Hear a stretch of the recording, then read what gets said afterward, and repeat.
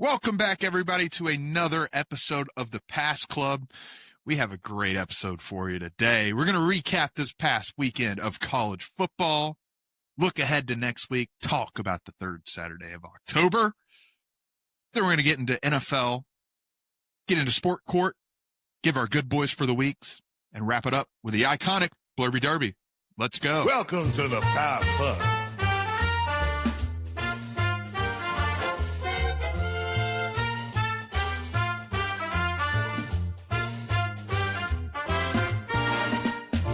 The Pass Club, the Pass Club, the Pass Club, the Pass Club.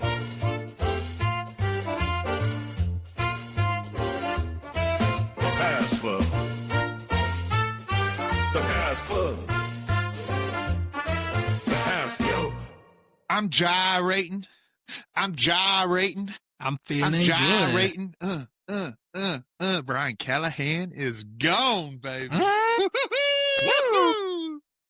Man, singing on a Sunday afternoon. It's a Monday, but I'm just glad he's gone. I was going to say, I got a sweeping declaration. Go ahead. We have officially hit the midway point of the college football regular season. Kind of sad. Depressing. But I think I'm ready to admit something. And this is either going to be a very unpopular opinion or a very, very popular opinion. I really don't know. But that something is that Don't Wait, Run Fast by Machine Gun Kelly is the greatest college football anthem that we have ever had. Yeah, I don't know about that one. Yeah, I don't know. I'm gonna. There's something about this song, man. The melody, the upbeat tempo, the riff. Something about this song just screams college football to me. Like I don't know. But after hearing it so many times now, do do do do do do do do do, like there's something about it, man. I like it. Are you mentally okay? Like you've been listening to a lot of like punk rock. Are you going through a punk rock era so right now? the reason behind this, is I was like, I want to hear Don't Wait, Run Fast, right? So I go to my Spotify, type in Don't Wait, Run Fast, listen to it, getting hype, getting crunk. And then after, some other stuff comes on, and I'm like, because you know how Spotify will like show you like similar songs and stuff. Some other stuff comes on. I'm like, wait a minute, like some of this music's actually pretty good, But like, no, the whole gist of it is Don't Wait, Run Fast. Did you hear the song? Love it. Did the song that goes? I don't know the name of the song. My buddy Sean's probably beep boop bop bop beep boop bop beep boop. No, it's like one day my father took me into the city. I have not hear that one? No. That's like a classic, like emo song.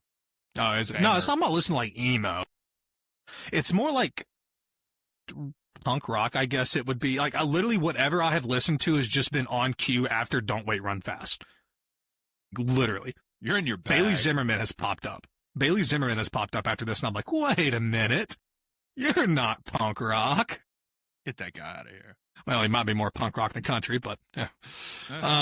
Ready?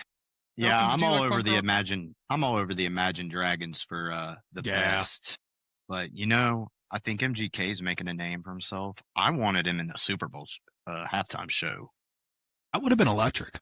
But you can't always get what you want. Rolling Stones. And you know what else? You know who else can't get what they want? What? A touchdown on the goal line. Wiggle, wiggle, Ward and Beagle. Stole this walking out of the stadium in Auburn. There's a little memory of how Auburn will always be second to Georgia. 9 straight. That was a touchdown. No, it wasn't. That was a touchdown. So I will admit, for everybody that doesn't know, I bought a ticket sporadically Friday with my Auburn buddy. We drove up Saturday, drove back Saturday night, tailgated outside the stadium, had just a lovely time, great time. Love Auburn. People of Auburn are great people. Incredible college atmosphere. Inside of the stadium, on the Jumbotron, I thought it was a touchdown. I looked at the Auburn guys around me. I said, that's a touchdown, 17-0 Auburn. But after I got back to the car, I plugged my phone up, and I watched the replay. I don't think it was a touchdown. I really don't. I think it was. I don't know. As soon as the ball crossed the play instead. What was the score at the end of the game on Saturday? That is all you need to be concerned about. 10-10. Again. But it should have been 17-0 going into half. Should have been 17. Okay, yeah, and if my grandma had a penis, she'd be my grandpa. So you wouldn't exist if that was the case. Oh, that is very true. People always rip that one, and I'm like, brother, if that was the case, you wouldn't be standing here right now. And that's why if ifs and buts were, I forget what the saying is. Ifs and buts for candies and nuts. Don't remember how the rest of it goes. Yeah.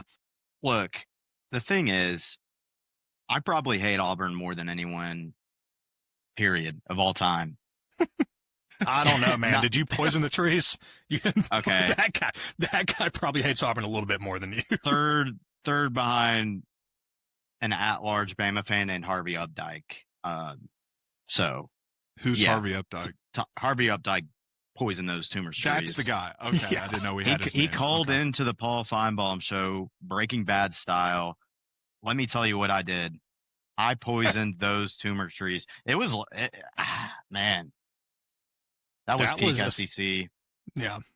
Not necessarily. I think we're in the peak of the SEC. This is a fun year we're having. I think Auburn is not having a fun year, though, because of these zebras. And even the person that hates Alabama the third most of all the people on the planet, I can see it. It is BS. But I'll say what I said after that Oklahoma game. They got sacked, 10 times against Oklahoma? Protect your quarterback, and maybe you do win that game. Move the ball a little better in the second half, and you probably win that game by 2 scores. But you couldn't do it. And this is my entire point to Auburn fans right now. You can whine, you can cry, you can complain, you can say the refs are screwing us. You had 15 total yards in the second half. Before that, just last year, you had 15 total yards, right? Georgia came out and gave you the ball back after the opening possession of the second half. Georgia had a chance to go down and tie this game, and they gave you the ball back. You had all the momentum in the world. Like, I don't want to, and here's what ruffles my feathers even more, is that a coach like Hugh Freeze should have been able to take that play, go defense. After that, y'all only allowed 3 points after all hell broke loose at Jordan-Hare. Y'all only managed to allow 3 points in that first half. And then you get the ball back from Georgia, and after the first drive of the second half, you get the ball back. And then you proceed to lay the biggest goose egg offensively that I have ever seen. Genuinely, I've ever seen. Was it a touchdown? Was it not a touchdown? It was a bang-bang play. The call on the field was a fumble. The call on the field was a fumble covered by Georgia. Boo, whine, cry, get over it. But go into halftime, fix what you need to fix, come out, and actually play football. Because at the end of the day, the 11 on the field are who decides the game, not the guys in the zebra uniforms. So that's what I'll say on that. I agree with that. I don't always agree with you, Mal, but that's a good 2 cents on that game. I thought it was a great game, great atmosphere. I always love seeing Auburn bumping when it's not against Alabama because it just makes my skin crawl. And man, with all of these coach firings, I'm just worried Auburn's going to get rid of Hugh and get a beast. And yeah. But here's the thing. Auburn is a strange situation, I feel like, because the booster. Nah, you can't really say that anymore, I don't think. Well, I think you can. I mean, your leash is super short there. They give you little to no time to build. How many years has Hugh Freeze been there? This is his third year. Bro, he doesn't even have the team is still partially not his recruits. And we're talking about him getting fired. And Kirby Smart took Georgia to a national championship in the second year. So, which Hugh Freeze didn't know that, by the way. Hugh Freeze tried to make that excuse, and he said, well, how long did it take Kirby? And somebody said 2 years, and Hugh Freeze goes, oh. Yeah, but I still think it was very different starting points, right? Auburn was like dead last in the SEC. I mean, yes and no. With the amount of money they have, it should not take a rocket scientist to recruit to Auburn. It really should. But who wants to go play at Auburn? Well, and here's what I'm saying right now. The atmosphere that I experienced Saturday, and this is where I will give a lot of credit to the Auburn fans, Jordan Hare. Again, I said at the start, Auburn fans were incredibly nice this weekend. Really only had issue with one guy, but he was just very drunk and apologized, so cool with him. At least he apologized. Yeah. I mean, dude, well, he hit me in the back with his hat like 3 times after they got like a 3-and-out or something like that, and he was celebrating. I was like, dude, chill out, bro. I was like, just chill out. But yeah, that stadium was loud for 4 straight quarters. And what I will say, too, is the game day operations at Jordan Hare might be the best in the SEC. There's a lot of night games I haven't experienced in the SEC. I've been to Tennessee. I've been to Athens. But from what I've seen, like at least on TV, from videos, everything, experiencing that night game in Jordan Hare was probably the coolest football game I've ever been to. So to go back to your point of who would want to play there, if you have the money, you have the atmosphere, which Auburn has both, it should not be hard to recruit there. Like in my opinion, it shouldn't take a rocket scientist. Yeah. And well, I will say as a Bama fan, I study these football recruits in state, and it's not pretty in state for Alabama right now. Years past, it's been really good, and it's been our strong suit. We've been attacking a lot of out-of-state guys. We've done good in Georgia and West Coast and up north. Shout out Latsier Brooks. He's the first Bama player I've ever heard of from New Jersey, but he had a great game this weekend. Beside the fact, Auburn is doing really good recruiting in Alabama, and that scares me a little bit. I mean, it's a pipeline you have to have, you know? Certainly. But I think it's definitely a different dynamic than Georgia Tech and Georgia when it comes to in-state. You're going to Georgia, and Georgia Tech's doing great this year. I don't know. I don't know enough about recruiting. Well, I mean, I'll tell you right now, Brent Key, I mean, the thing about Georgia Tech is Georgia Tech actually has a lot more money than Georgia does. People don't realize this. Like, if Georgia Tech really wanted to go out and drop bags on players, and it's getting to be that way for Georgia Tech, which is why you're seeing them kind of make this transition. But Georgia Tech is going to be competitive year in and year out. And I'm glad they are, because football is better whenever Georgia and Georgia Tech means something at the end of the year. Football is so much better whenever that game means something. And it's nice to have, you know, especially losing Tennessee, who I would consider as, you know, a fun rival game for Georgia, to have that game kind of coming back to the forefront and actually meaning something is incredible. Between the hedges. Yeah, Bama. So Georgia got it done. Bama got it done. I don't know why Mizzou quit running the ball second half. That was so very interesting to me. You know, they ran it, I think it was 19 times in the first half compared to 9 in the second. You got to stick to your guns. I don't think the game ever got that out of hand to where you got to go away from your game plan at any point. And it was kind of seemed like that was the end of them. You know, obviously they made it close at the end, but you got to be able to run the ball. I definitely agree there. My big call out after the first drive watching our defense is if Missouri runs the read option for the whole game and then mixes in a few deep balls, they're going to win. And they went away from the read option. They didn't really throw the ball down the field and test us. And I think they didn't seize the day. And that's what it came down to. I thought they were great. I think Missouri's a hell of a football team. They showed it. We made some adjustments, and I think that game showed so much maturity in Alabama that you didn't see last year. I think that was my assessment of the game. Having played Florida State, granted they're in the mud right now, they had 8 months to prepare for that Bama game, and they gave it their best punch. Yeah. And they executed. They played probably the best game they'll play this year, and now they have 3 losses because they forgot that there was games to be played. So having played and lost to that Florida State team to start the season definitely helped our team to win this past Saturday. Well, 100%. I got to give DeBoer credit. I got to give Ty Sensman credit. I got to give the whole team credit. The way you guys have developed over the course of this season has been nothing short of remarkable to me. Like, for real. Like, man, it is night and day from that week 1 game. And I know we've said it before, but Like, it's incredible. Ty Simpson very well is up there from the Heisman conversation. If you would have said that 30 minutes after the Florida State loss, you might have got slapped by your mama. Your mama might have slapped you if you said that to her. But they have found it out. He's super, super precise with the ball. And, we'll see what happens next week. I'm really excited. I took a glance at the top 5 passers on passing yards in the SEC, and it's a 2-yard difference between Joey and Ty. Mm-hmm. Yep. And Joey's 1 and Ty's 2. Yep. So to quote Lane Kiffin, get your popcorn ready. And Lane Kiffin bet the over. Yeah, certainly bet the over as well in that one. It'll be a lot of fun.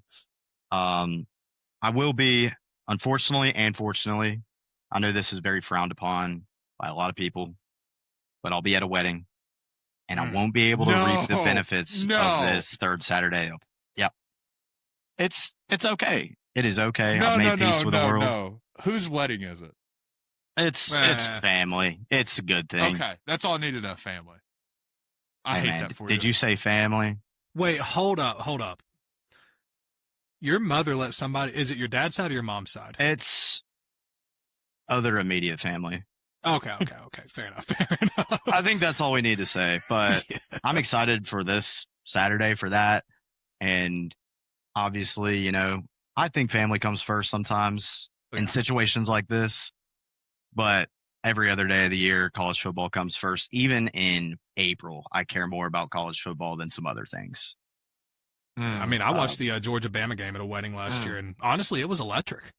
You're a better man than me, because even if my sister were to get married on 3rd Saturday, October, I don't know. That's like Christmas. That's like absurd to me. Like, who's getting married on Christmas? That's Christmas. What are we doing? It is tough. Well, at least you have the drinks rolling. You'll have the drinks rolling. I want to say I am so happy that it is a night game. That is huge. As far as the schedule working, I don't have to get into my personal stuff here, but I'm glad it's a night game. That's going to favor my timing, probably my buzz, all that good stuff. Phone and face on the dance floor. Yeah. Let's get into your personal life. This past week, on last week's show, you made a full-out guarantee, and you even restated it. I guarantee it, you said, over and over and over, that either Missouri or Auburn was going to win. You were close, but it didn't happen. So why don't you tell these lovely folks out here what you're going to be doing? All right, folks, I pride myself as a man of faith. No. As there's a deep drive, and that's how it felt. I felt like I had messed up after watching Georgia take a commanding lead up 10. I was like, it's over. I gotta have a restitution for myself. We gotta take a look in the mirror. We gotta think about what went wrong. I should have said, I guarantee one of these teams covers the spread, as Missouri did late in the game and almost won it. They tried. They had the ball late. Auburn tried. They could have been up 17. Maybe should have been. That's aside the fact. I made a guarantee. And when you make a guarantee and you put monies on the table, I didn't, but I had advised people to say, hey, Alabama already won today. So I guarantee the second result is going to happen. Snowball. Yeah, made a mistake there. But for all the people that lost money because of me on Saturday, I am going to be attending a nice little dinner tomorrow night that you will get to see on Wednesday night. And it will feature me attempting the Blazing Challenge, but I don't want to call it an attempt. It is a completion. I'm doing it. I'm doing the Blazing Challenge. Oh, dude, I got goosebumps. That was incredible. I'm a little bit sick to my stomach. Some of you may have saw this, but after the game of the Georgia Auburn game, I posted on my story, maybe drunkenly, maybe not. that I will be doing it. And that's when I was like, wait, I have signed myself up for this. Yeah, and this was self-imposed. I deleted We this. need to make that clear. This was self-imposed. Me and Mal didn't say a word. Nah, we're making I just got it. Well, now we are, but we just got a text that was like, I'm doing the Blazing Challenge. We're like, okay, cool. I woke up early on Sunday morning and I was like, my Broncos play in Europe. That's a little messed up. What else is messed up is that I made a guarantee and I need to own up to it. And I don't need to throw those words around again, maybe for another 20 minutes. But it'll be fun. You know, I'm doing it for you guys. This whole thing's supposed to be fun, but maybe not for me. I don't know. It could be a rough week ahead of me after this challenge, but I learned my lesson. Don't make guarantees. Don't write checks you can't cash. I've done it in the past and it's bit me on the butt. And I might have another guarantee for you later this year, but for now, I got to see how hot these wings are going to be, and y'all are going to get a up close and personal experience of all this. I will be videoing it, doing it for you guys. Again, that's it. But that's my personal life right now. That's where my head's at. Hopefully, I got some good picks for y'all, but I have a guarantee. Oh, Mal has a guarantee. Elkins is going to be in hell tomorrow night. Yeah, I think you can guarantee that one. I guarantee I will be in hell for a little bit. But, dude, your stomach's going to be just shambles. That's what I was going to say. The next morning is going to be rough. Do you guys remember when we were at the beach and we had that jerky from Buc-ee's? That was super spicy. The ghost pepper jerky, yeah. Ghost pepper jerky. We all just sitting there on the couch, just like sweating. Dude, that's going to be you times like 2 tomorrow. Yeah, it's going to be tough. I like to tell myself, I think it's 10, and I have 5 minutes. And I think I have a full meal. Okay, hold up. So if you don't complete it, are you going to continue doing it until you complete it? I'm going to say no for now. Okay. I've done some research. I think I'm cut out for it. I really do. I have a strong mentality when it comes to like food challenges. I really don't get startled from them, but you know, spicy stuff, that's tough. I have a good tolerance for spicy food. I will go to a Mexican restaurant and get a fried cayenne pepper and just eat it sometimes. Like I will do some outrageous stuff. When eating Mexican, it tends to be Mexican where I eat really spicy things.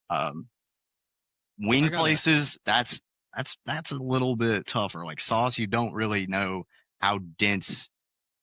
There's a lot of factors. It's a lot. It is a lot, and I'm buckled up. I'm ready for it, so I'm not going to be denied. Well, I have a I have a statement or not a proposition. Yeah. You cannot throw the word guarantee out there until you complete the challenge. So you cannot ever throw that word out there again unless you complete the spicy challenge. That goes for all of us. If we ever throw a guarantee out there, if we don't hit, got to do the Blazing Challenge. I want to say this though. I think, say I complete the challenge, do all that good stuff. Later on, if I throw the word out and let's say I do the Blazing Challenge and it's like not the toughest thing in the world, I think I would need a different punishment. Like I'm talking run 5 miles and drink a gallon of milk or something like tough, like actually hard. Bro, you are speaking things into existence that I want no part of. No. I just need to take a step back. Can any of us run 5 miles straight right now? I ran this morning, and let me answer that question. No. Yeah. No. My knees were screaming, bro. Hey, knee surgery survivor. I always have that in my back pocket. You know, it was my excuse why I couldn't get drafted if the draft ever came back. So shout out to the United States military for letting people with bad knees not. Yeah. We've been running pretty hot the past few minutes on our personal lives, but some of the big teams we watch on Saturday, there's a lot of people's personal lives who have been shooken up lately. And I have a stat for you guys. Oh, let's hear it. 7 FBS coaches have been fired this far in the season. And last year, that number was 15, effective a week after the last week of the season. So rivalry week and 7 days after it, there was 15 coaches fired. This isn't even talking after the bowl season, all that good stuff. $93 million worth of buyouts between those 7. Last year, the total was $36 million of those 15. And I think it's only going to get worse when you talk about a Mike Norvell getting fired, when you talk about a Hugh Freeze potentially getting fired. There's a few, but I did a little research and I thought that was a little wild. Yeah. That is actually insane. Now, obviously, James Franklin's buyout carries a lot of the weight there, but that is that man's the luckiest man in the world right now. He is, but he also isn't. Like, yeah, he just got $50 million, but also it's like he doesn't strike me as the type. Like when Ed Orgeron got the boot, I think he got like $17 million or something like that. He was just like, all right, I'm just going to go chill on the beach. I don't see James Franklin being like, yeah, he's like, what door you want me out of? Yeah. Yeah.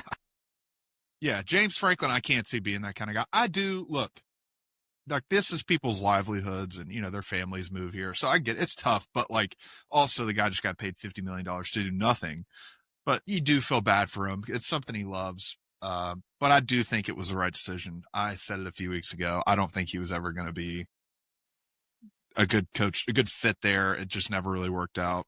And I think they made the right decision. I am excited to see what direction they go. I feel like this is a very, very, very big job. Like it's a big job. In the likes of top 5% of the SEC. I think it's up there with that in terms of what you're getting, what you're inheriting. When you look at talent of the roster and fan base and money. And speaking of money, I really thought this was interesting too. So word on the street was that Adidas was very involved in getting James Franklin out. Now what that entails, I'm not too sure, but I just don't know if I believe that. I mean, brother, look, sales. You know what doesn't sell? Losing. That does not sell. And they just signed a huge deal with Adidas, bigger than Tennessee's. Tennessee, they told us we're going to be the flagship. I don't know if that's even true. Penn State got more money. And if you have a coach that sucks, you're losing money. So it would not surprise me if they stepped in and was like, hey, I know you guys are like kind of trying to ride it out, but you got to make a move. Yeah, so. Losing is certainly not good. But losing to what I would consider 2 of the bottom 5 teams in all of Power 4. I think Northwestern's arguably the worst. And then UCLA, the way they have looked this year, it's concerning. Those are games you don't lose at Penn State. And I would say that even if I was coaching Penn State. Like, I would say, like, Drew Aller, go do your thing. I don't have to coach you. We have the talent to beat this team without me saying a word. Well, did you see the James Franklin? This is before he got fired. I think it was after the game Saturday, where one of the reporters asked him, like, have you ever just told Drew to basically say, F it, he's down there somewhere, and just throw a 50-50 ball and just try to let one of your receivers make a play? And James Franklin basically looked at him and goes, I don't know, man. You're speaking French to me. That's never been a part of our program. I'm like, sometimes you do just got to let it fly. Like, sometimes you just got to tell your quarterback to just let it fly. Joey lets it fly, baby. That's one thing I love about him. That kid's going to rip it. He does not care. And that's where I kind of knew right there. I was like, yeah, he's done. Like, he's out. I think also somebody also asked him if he still wanted to be the coach. That's like a crazy question. That is crazy. Do you still want to coach this team? I really feel sure. We mentioned feeling sick for like the families of these coaches. They move, they make these commitments, they do these things, they work hard and they bust their butt and they lose sleep over these programs. But I really feel more bad for Drew Aller than anyone in that Penn State situation. He had the right to walk and go to the NFL draft last year, and he said no, and now he's injured, and now this is one of the worst situations you can imagine for these young professionals, because at the end of the day, that's what they are now. So I feel very bad for him. It was fun to laugh at him in the playoff last year, and losing to UCLA just sucks. He 100% cost himself a first round pick, I think. I don't think he was ever first. I'm going to be honest. It could be worse. He was ever first round pick material. Well, no, that's what I was saying. I mean, if he goes out last year, you're looking at second at the latest, I would say, personally. I mean, with the quarterbacks that went off the board last year, I don't know. I believe, but now, I mean, with the injury, with kind of the way that he's played this year, now how much of that is his fault, how much of that is the locker room. I mean, we're never really going to know exactly what transpired within that team, but now you got to be looking at it going, all right, we're praying to get a late second round pick. You know, like that's kind of where he's at right now, and just a lot of money off the table for him. So it's all speculation, but yeah, it's definitely millions of dollars when it comes down to it. He could have got DeBoll fired this year. Instead, he's getting James Franklin fired, and he's losing money over it. And it sucks for him. I think he's a classy individual. Sucks. Speaking of classy, I got to say this. I owe Arch Manning an apology. Well, maybe I do and maybe I don't. Maybe me saying he was a bum turned the tides. He looked so different. I just think he ran more, used his legs more. He's got to. The kid's athletic, so he just needs to do it. But, yeah, I apologize. That was a miss on my part. He had been a bum up until that point, and if he would have played like that every week, the sky's the limit for this kid. But, man, I'll give it to you. You did say Texas had a chance to blow out Oklahoma in this game. They did. Are we certain that John Mateer was he ready to play? I didn't really get to watch much of it, just because I was fighting the long lines of Jordan Hare Stadium to get in. But he didn't. It's not that he ever looked hurt, but I don't know. You started. He did not play like that. Maybe it's just the quality of defense he was facing. Maybe that's it. But I was sitting there, some of the picks he was throwing and stuff, I'm like, I don't know if he should be out there. I don't know. Yeah. Elkins, what do you think? Yeah, I mean, when you look at Texas, they have two games they want to win each year, and that's the freshly reborn one in Texas A&M, and then their mid-season big rival, which I've never really got, but I'm glad it gives us something to tune into in the middle of the year. It's always been a fun game, but you don't lose to Oklahoma if you're Texas. And on the flip side, you don't lose to Texas if you're Oklahoma. I feel like Texas had a lot to prove after losing to Florida, and Oklahoma was feeling pretty good, ranked 6th in the country. Your defense is great, and they played good, but Texas wanted it more, and they showed it. And they have talent, and maybe better talent. It was a fun one. I think Mateer didn't get as much help from his teammates as he would have liked, whereas Arch, I think his O-line played one of the better games I've seen him play this year. The talent goes on Texas defense. They've got one of the best edge rushers in the country. They played good. They played complimentary football, as I like to talk about. So Red River is always fun, but Texas wanted it more. And I mean, that was kind of my entire point last week. And, you know, Dylan, I kind of recall you saying, like, you can't flip the switch like that. You know, if you played that many consecutive weeks of bad football. Yeah. And that's where I was just kind of like, I mean, this Texas team has way too much talent to go in and lay a goose egg in the biggest game of the year for them. I think they half flipped. I think Texas half flipped their switch half up, and I think Oklahoma flipped their switch half down. That makes any sense whatsoever. That's kind of how I look at that game. Texas did improve. They did play way better than they have been, and Oklahoma played way worse than they have been. So I think it's kind of a give and take. But, yeah. Something about the Texas State Fair, man. Something about it. One game we definitely need to talk about, though, is this Indiana and Oregon game. Google me. Signetti, bro. He wins. I did not think Indiana was equipped to win games like this early on to his tenure, but, dude, give the man props. I mean, I'm just shocked. They're the real deal, dude. They're good. They're real good. They're the real deal. so fast. You just never see programs get turned around this fast. Like that's the beauty of NIL and the transfer portal. Yeah, it's crazy.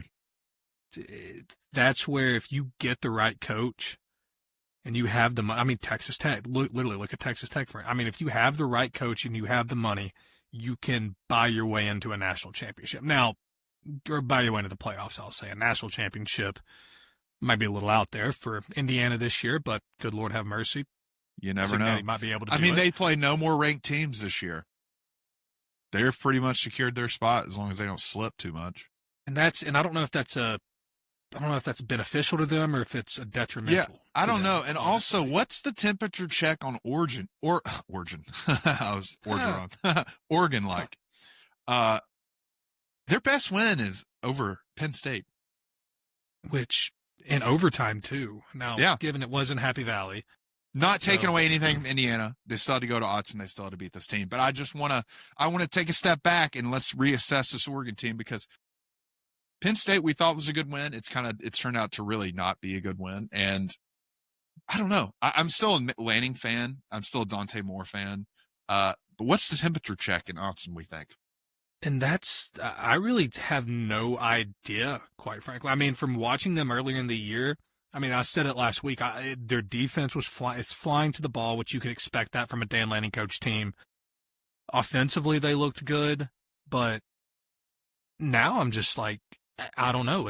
Were they just playing subpar competition, or is Indiana truly that good? Because now you got to look at the Illinois team on the other side that got absolutely obliterated by this Indiana team and has turned around and looked very good.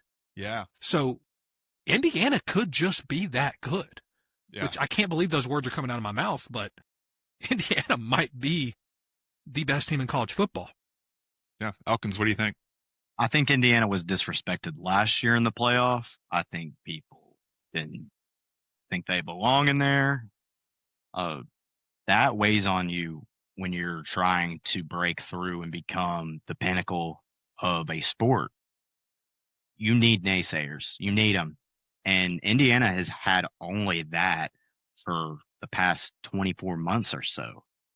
And when you got talent that's returning, that was in those playoff games, you're going to start seeing results, and they're getting them. They are getting them, and they got Oregon pretty good in Autzen. That doesn't really happen. They had a long win streak. They would have had the longest win streak in the land at home, but it's definitely raising some eyebrows for Oregon. I don't think there's any panic needed. You've got all the pieces. If you look at the remainder of their schedule, their hardest game remaining is USC. They don't play Ohio State until maybe Indianapolis, if they get there, which Indiana could, quite frankly, be that team in Indianapolis. It's just hard for Oregon now to look at the remainder of your schedule and go, we don't know. Because you don't know how good you are. You're past your measuring stick games already. Yeah. And you still have a lot of question marks. Rutgers, Wisconsin, Iowa, Minnesota, USC, and Washington is their remaining schedule. And when you say measuring stick, Dylan, I think that's a perfect analogy. And here's another little tidbit on these top three teams in the nation. They don't play a single ranked team for the rest of the year, and that is Ohio State, Miami, and Indiana. Not one. Or I guess I'm wrong. Subject to change. Indiana is playing USC. Is USC ranked? Yes, USC's ranked. Again. Okay. Well, they're ranked now. Right. They just got ranked. I looked at that on Sunday. I looked at that on Sunday, but that was correct. It will change up until that. But yeah, the measuring stick. They aren't playing the best teams.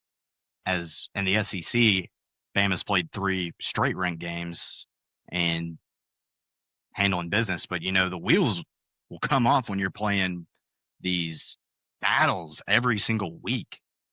And it's tough. The SEC is tougher than the Big Ten is what I'm getting at.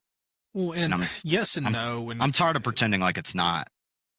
Look, and I will agree with you that I think the SEC is better, but we have also spent a lot of time on this show ragging the AP voters. So I think personally you have to dig a little bit deeper than just going, is this a ranked team? Is this not a ranked team? I think you have to look at the style of football that is being played. Oregon, I think Oregon has Iowa. Yeah, Oregon has Iowa. That's going to be an interesting game. Yeah, Because if Oregon can go in there and put up a lot of points on that Iowa defense and really, really establish dominance, and that's why I'll kind of draw the line and be like, okay, I think Oregon will be just fine. I do want to be clear here. I think as far as better, the SEC could be better. I think the SEC is deeper for sure. And you're defending champs. They're back-to-back in the Big Ten with Michigan and Ohio State. Take that as you will. The top team being considered the best conference, sure. Alabama made the SEC the best conference for a long time. And now they share the wealth a little bit more. Or Georgia shares the wealth, maybe. I might get in trouble for saying that.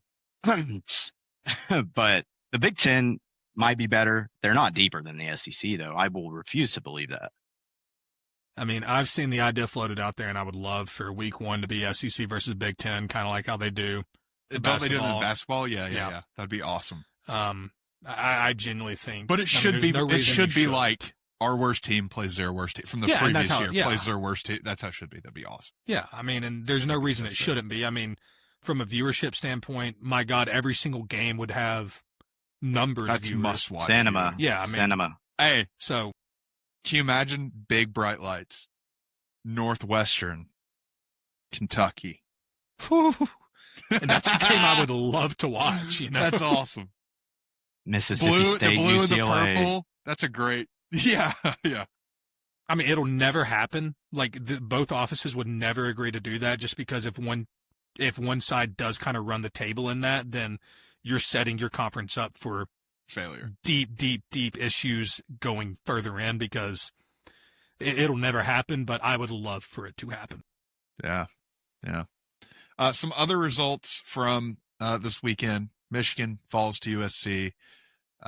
Wheels are falling off a little bit for Sharon Moore. Yeah, I don't think he was ever a long-term. No, and it never really seemed like that. Fix. Unfortunately. I mean, say what you want, the guy inherited a national championship team. Yeah. Either standard is you're never going to get there, really, probably.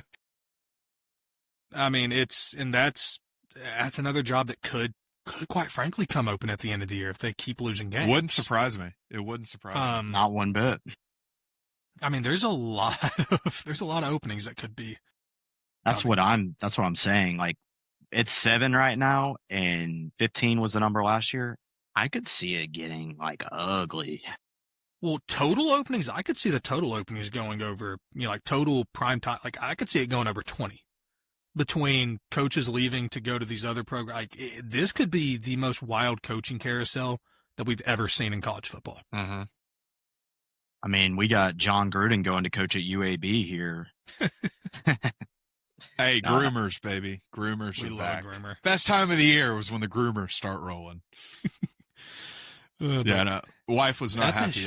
I was in the kitchen earlier, and I was just singing. Sorry, I was just singing the Lee Bryce song, but I was just saying, there's some groomers going round. Because I saw a picture of him with Ken Ward in a selfie, and I was like, I love this time of the year, man. Groomers are back. Now, if John Gruden was offered an NFL job and a college football job, which one do you think he would take? College football. NFL. You think he would take the NFL? I feel like he wants to go college right now. I think he wants to go college. It depends where. Yeah, true. Well, I did hear you say FSU, Mal, and I'm going to cut you off here. Yeah. I don't think FSU needs to be talked about. I think the Pitt Panthers need to be talked about more. Yes. They played great. He's a good boy. And we can kind of combine both of these here. If Pitt was playing Ole Miss this past weekend, Ole Miss they looked sick out there. Pitt probably got them too. It was ugly for Florida State during parts of this game, and I'll let y'all say what you want. Well, I mean, the only thing I really state about FSU is this FSU Florida State game at the end of the year is going to be cinema. The Florida State game. That's another job opening. Yep. Yeah. Loser. You have to fire your coach. Hell, they're both gone. They should come out before that game and be like, look, whoever this dude, think about the TV viewership you'd get out of this. Whoever loses this game gets fired. They just come out and say it just straight up. We have Vern Lundquist in there. Gary Daniels, like an old school commentary team, just don't even know what the hell they're saying anymore. And they're just like, would be the only time Urban Florida Meyer! State cheers for Florida Urban and Meyer! Florida cheers for Florida State. That'd be the only time they would be cheering for the opposite teams. yeah. But Yeah. going back to Ole Miss, Lane Kiffin with a very, very, very subtle jab at the students of Ole Miss. Did y'all see that jab he took at the Ole Miss student section? I have Rightfully something to say so. about this a little bit later, but yeah. Rightfully. Oh, am I treading water here, Dylan? You're treading water here. I'm going to go. Okay. I'll let you get into it a little bit later, Thank but you. yeah, I wanted to point that one out. Just not the greatest look for Ole Miss. Bad. I'll voice my opinion here during sport court, but yeah, I completely agree with you on that. All right. Any other happenings from this past weekend in college football we want to get into? I can kind of say I had a little bit more piece to say about Georgia, but I'll say it in my look ahead. All right. I'll just wrap up Tennessee game. We had a 17-point lead in the fourth quarter, and then absolutely everybody started getting hurt, so we just ran the ball, and Arkansas came back. And I you was killed my parlay. And I was very nervous and scared, but we won, so I'll take it. Everyone's alive for the most part. Yeah. But big one, sneaky big one next week. We got Louisville at Miami. This is, look, you got Miller Moss and you got Louisville coming in. This is not a bad Louisville team, folks. They could 100% catch Miami slipping here if Miami plays a down game. This is going to be a fun one to watch. Matt, what do you think? I really like Louisville. When I was making the slip, I saw that game and I said, this has potential to be game of the week, quite frankly. This has potential to be one of those games where we look back and go, my God, the Louisville Cardinals have a chance to make the playoff. And Miami, we talked about it last week, still think that they are the best team in college football. But I don't know if there is a best team in college football right now. I really don't. Based off what we saw with Oregon. Yeah, you got floaters up there that could each throw their hat into the ring. But personally, I still think Miami has the best strength of record right now. Oh, yeah. I mean, I'm just saying, I think anybody can lose to anybody this year. Now, obviously, you're not going to go out there and lose the FSC Southeast, but, you know, I mean, unless you're playing on Heisman, then you're going to lose. Happens, man. It happens to the best of us. I was really bummed during recruiting when I realized the Rattlers weren't real. But, yeah. It's a sneaky one. It's a spot where Louisville's got a real opportunity. And when you give the right coaching staff with the right players an opportunity as big as this one, they're going to give Miami a good shot. Granted, I think Miami's got some moxie. They've got that swag that when they got that stuff going on, it's tough to beat a team. They're at home, and I think that's what's going to save them here, but that spread's a little steep. The only thing where I look at that and I go, yes, they're at home. Yes, this is a night game, but this is a Friday night game.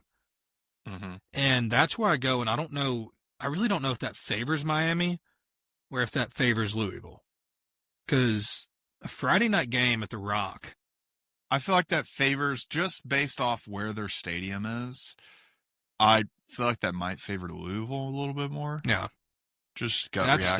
That's why I was thinking about that, as I was just like, it's a strange game. I am really happy it's being played on a Friday night. Gives me something to really look forward to on a Friday night football.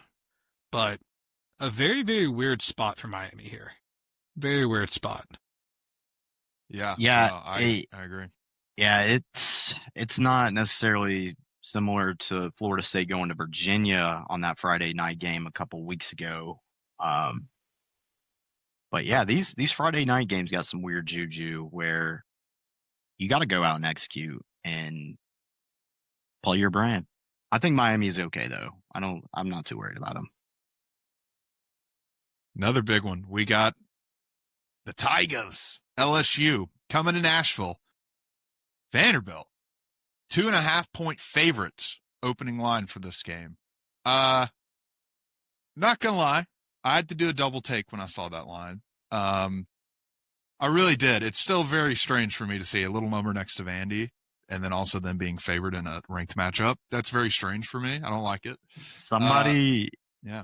just got out of a coma and heard you say that, Skippy, and they might just roll over and go back into a coma, seeing that Just, Vandy's like, put me ranked back and in. a favorite against LSU. Certainly, if it's an LSU fan, they would probably assume that LSU is one of the worst teams they've had in the past 2 decades. But in reality, LSU's not too bad, and Vandy's not too bad. Those are 2 pretty good teams. It'll be a great game. And I mean, I had some stats for this one, and this is where I think this game gets very interesting. Is you've got an LSU defense that is very, very good. I mean, I think we can officially say LSU's defense is in the top elite tiers of defense. 21st in yards allowed, but not allowing that many points. And you've got a Vanderbilt offense that's averaging over 450 yards a game. What happens here? I mean, which one gives? Rubber meets the road. We'll see. Well, Wet Week's stomach's definitely not going to hold here. He might That dude throw pukes every game. I think he does it that. on purpose. I've seen clips of him. He don't gag himself, but so if he can make himself puke without gagging himself, that's impressive stuff. You should look into the circuits, young man. You can make yourself throw up without gagging yourself. Yeah, all I got to do is think about something gross and then go. So right now, you could rip a puke.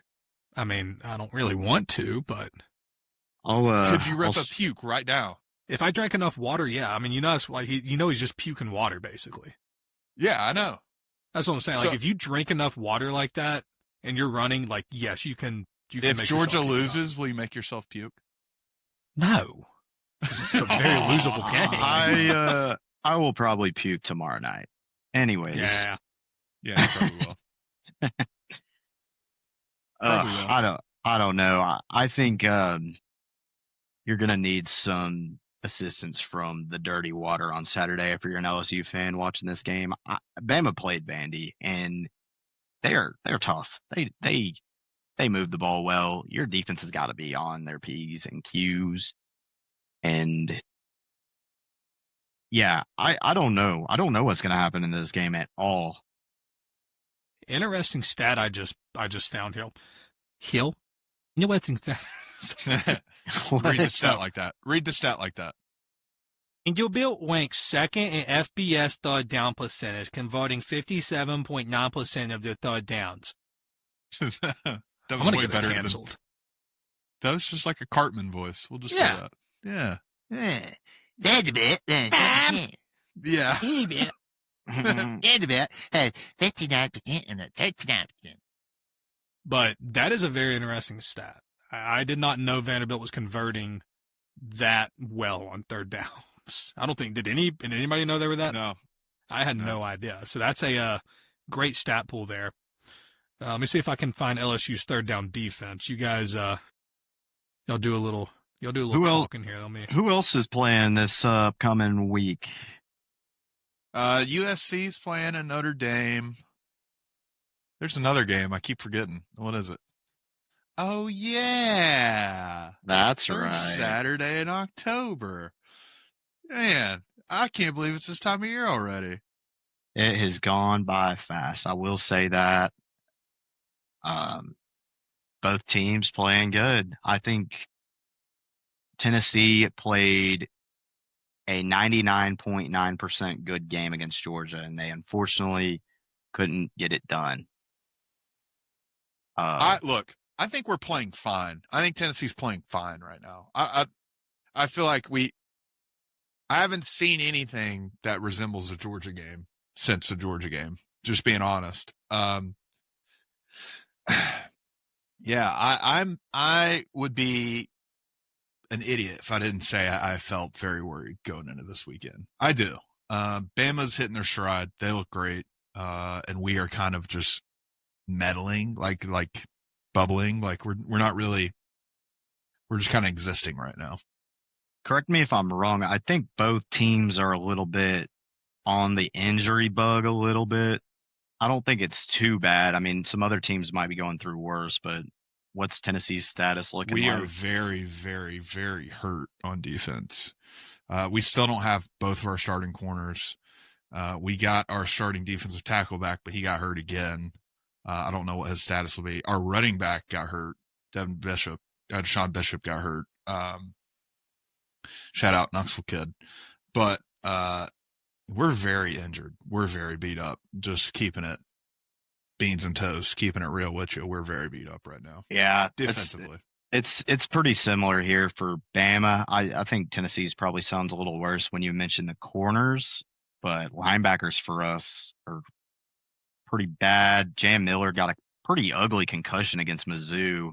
Yeah. He'll be doubtful. So as far as that goes, I mean, the game's got to be played, and there are some healthy guys that are going to go lay it on the line, and it's fun. I think when you talk about home environments, playing in Neyland when you're Bama it's become pretty nightmarish in recent years.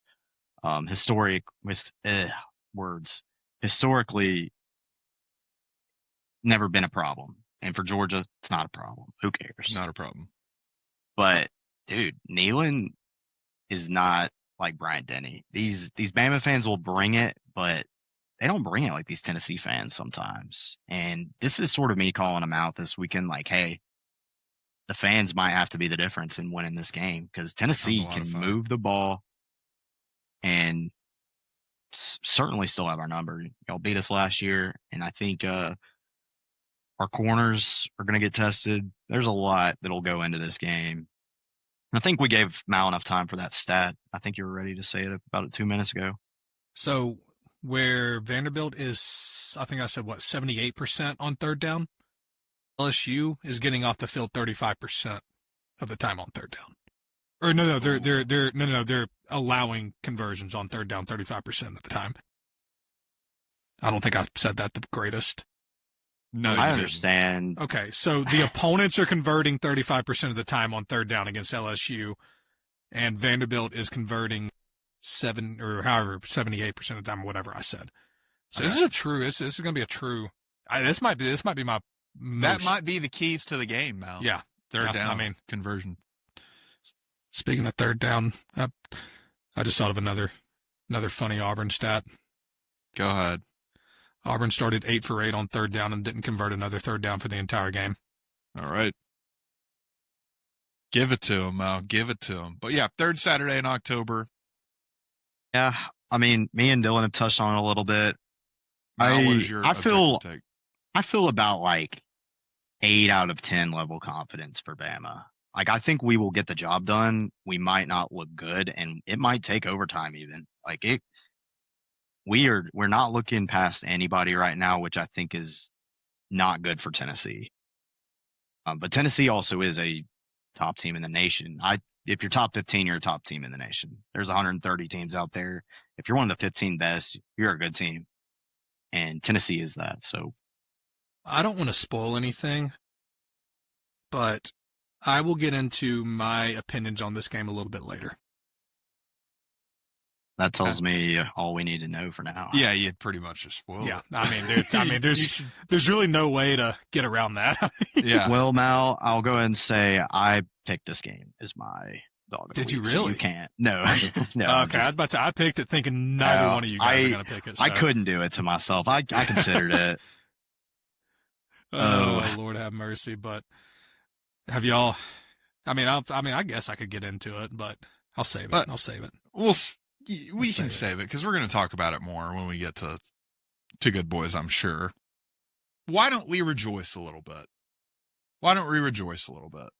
Brian Callahan is no longer the head coach of the Tennessee Titans. Are we just going to gloss over Georgia versus Ole Miss this weekend? We're just... No one cares about that. No. Wow. My man is giving me hell. Yeah, we'll just talk about that one later because that's my dog of the week. Okay. No, I'm just kidding. No, it actually is not. I think Sorry, I jumped the gun. I was really excited about Brian. I know you are. Tuck it, Skippy. I'm tucking it. Go ahead, Mal. Talk about Ole Miss. My favorite thing about Ole Miss, Georgia, I'll let you talk about the game, Mal.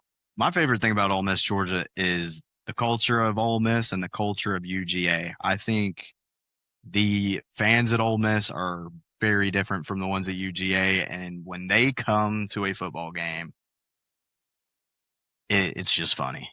I love watching it as an outsider. They're terrible. And it's one of the horrible. best. It's always one-sided, usually with Georgia putting belt to ass, and it's funny. I have a I'll take leave it on at this that. game. It's quick. Now and then you can kind of rip. This is a pitch. This company can pay me for this if they want. I will happily take all monetary considerations. I think Waymo should just sponsor this game. I think Waymo should come in and just go to Sanford Stadium and just be like, hey, we'll pay you this amount of money if you can block off this many miles outside the stadium and just let Waymos in. If you guys don't know what Waymos are, it's self-driving cars, robotic driving cars. Because let me tell you, the last thing you want to be doing is in a car anywhere within 30 miles of this stadium on Saturday night. So just be wary, folks. Waymo, sponsor it. The future. Hey, you can't break the speed limit if you're not driving, brother. Future. No, but keys of the game in this one. And I prepared some notes, so I didn't really talk too much about Georgia in the Georgia-Auburn recap, so this is where I will kind of go into Georgia's offense. I talked a lot about Georgia's defense. Georgia's defense, not super worried about it. They're going to be dog shit in the first half, and they come out in the second half and look like the best defense in the entire world for some reason. Don't know, don't understand it, can't explain it. It is what it is. But my God, has Mike Bobo ever heard of attaching a quarterback read to an inside zone? Because I was sitting in the upper deck of Jordan Hare this past weekend, and there was about 7 times where I said, if Gunner Stockton had the opportunity to keep this ball around the edge, he picks up 7 yards. Like, it baffles me. It truly baffles me that we have not attached a read to every single inside zone play that we run. I don't know if they don't think Gunner's not smart enough to pull the ball or not make the read. I genuinely, for the life of me, I can't figure this out. But have you if considered they want to keep him healthy? Well, I mean, he doesn't run the ball enough anyway. Like, it's at the end of the day, you got to. Oh yeah, but at the end of the day, you got to do what you got to do to win football games. At the end of the day, right? True. And if that's the case, you look at Gunner and you say, if you take a hit, like you get down, and if you take a hit, we're going to pull you. Or not pull you, but there's going to be repercussions. But with Mike Bobo, with how much Mike Bobo loves to run the bubble screen, and with how much Mike Bobo loves to run the ball inside, holy hell, if they would just let Gunner Stockton keep some of these balls, everything else would open up around that. I mean, if there was an RPO attached to every single one of these inside zones, Georgia's offense would be unstoppable. Genuinely. I mean, like I said, the amount of times I'm sitting in the upper deck going, holy hell, just keep the ball. I mean, there was 2 times where he would have broken for 20 yards because he never does it. They're just all crashing inside the front 7. And there is a freaking Red Sea parted for him on the outside. So that's my biggest gripe is that, and that might be coming later in the year whenever it's, time to nut up or shut up. Honestly, it's hard for me to tell. But it just feels like one of those missed opportunities for that. I mean, I don't know. I mean, did y'all watch a lot of that game Saturday? Bits and pieces. Considering I have made a guarantee, yes. I mean, how do you feel about that? Elvis? Do you think I'm scattered football brain this past weekend? Yeah, I'm a little bit in the same boat. So many games I was trying to pay attention to. It's tough to just have that longevity of a fresh football spirit when your team plays a sweaty game on the road at 11 Central Time. 11. I just wanted to sit on the couch and be quiet for the Oklahoma-Texas game, and then I sort of got back into it with that Georgia-Auburn game, and I think you made good points. Georgia's offense looked a little different in how Gunner made plays with his feet. I mean, versus don't know. Tennessee. I mean, Yeah. it's just. He didn't have to we run saw really in Tennessee. Yeah, but I He mean, was like that last dominant. touchdown against Auburn. I mean, we saw him get out of the pocket. He's fast. He's mobile. He can do it. And it just feels like Georgia's offense is constantly stuck in reverse from not using the full arsenal of Gunner Stockton. And like I said, that could be because they're trying to keep him fresh, and then they're going to unleash that whenever it's time to nut up. At the end of the but year. also Stetson, look what happened. Like, Buddy moved around all he wanted, and it was incredible. That's what I'm saying. I genuinely don't know. And I mean, we saw flashes. I remember like my favorite Dylan quote is, wait, what was the quote you had about Stetson? Where like he's like a jackrat, like the Energizer Bunny or whatever, running around back there. You can't bring him down. Or Yeah, after he slipped all those. One of I don't remember what the quote was, but the thing about Stetson, I always found so like, if you're an opposing fan, it's infuriating. But if you're just love football, you appreciate it. This man would never take a sack. It was unreal. I've seen Baker Mayfield play live.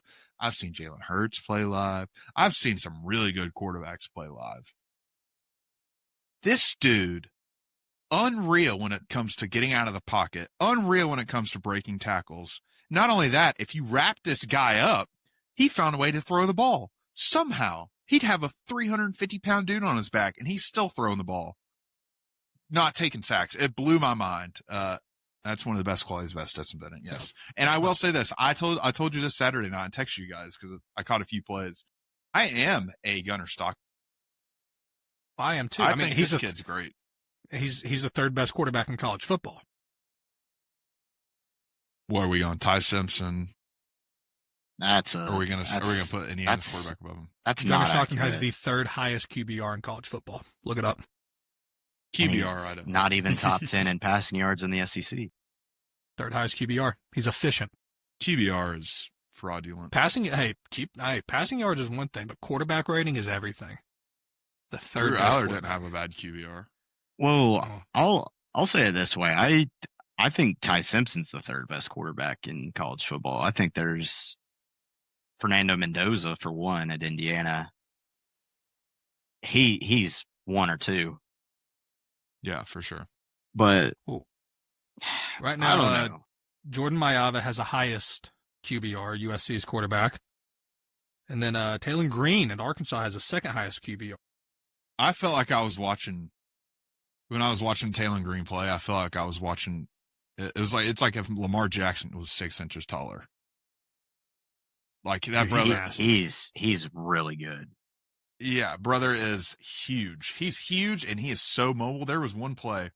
He absolutely, I think it was like a 3rd and 20 or something like that. And we had like six dudes in the backfield immediately.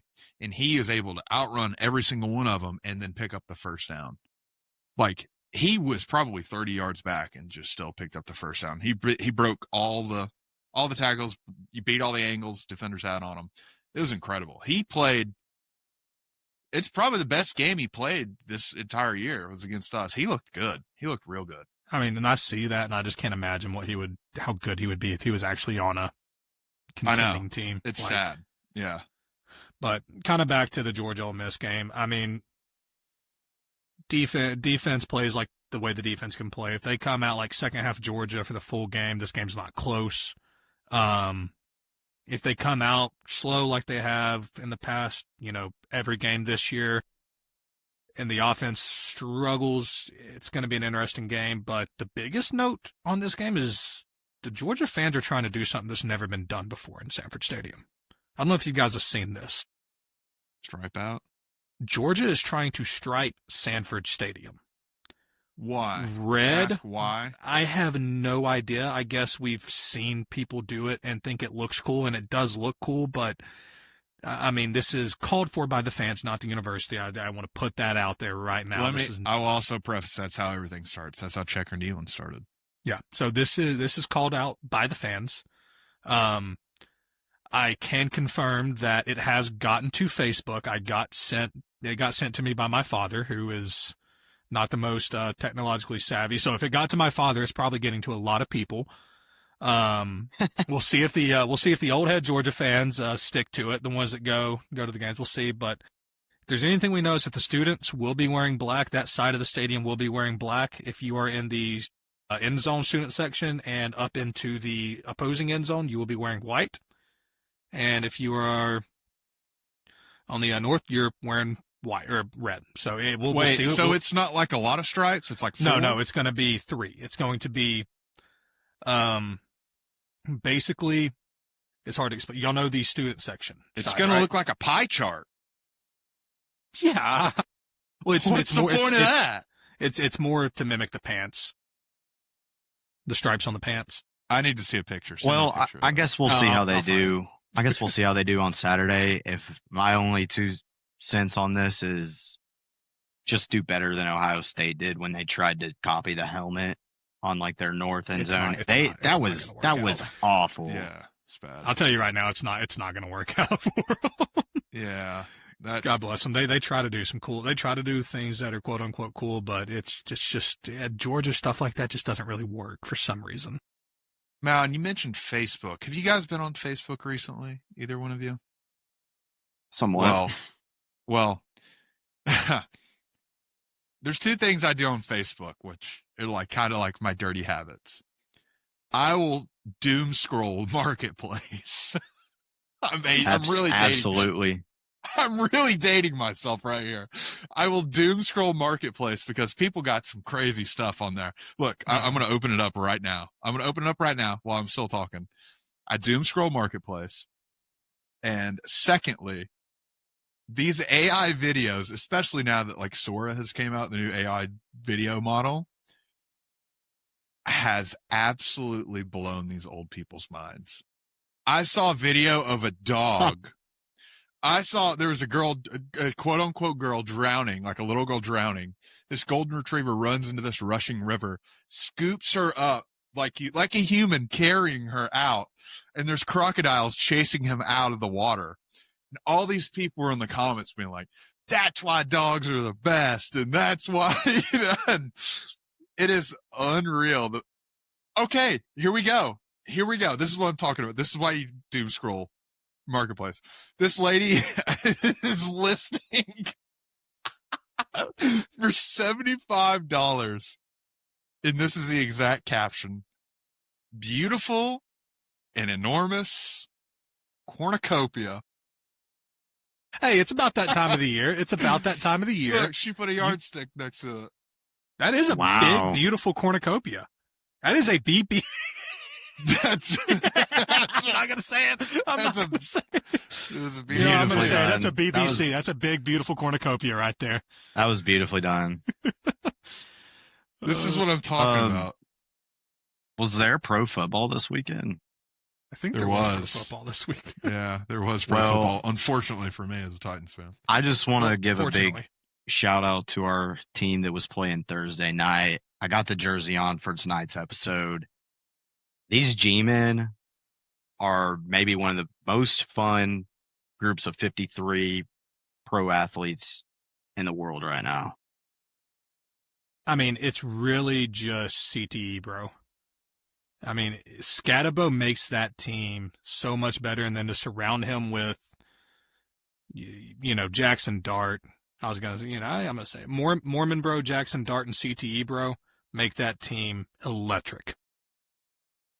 Yeah, that was a weird spot for the Eagles. They had a short week after coming off a loss, and the Giants don't take the division games off. They might look terrible against the Saints, and they did.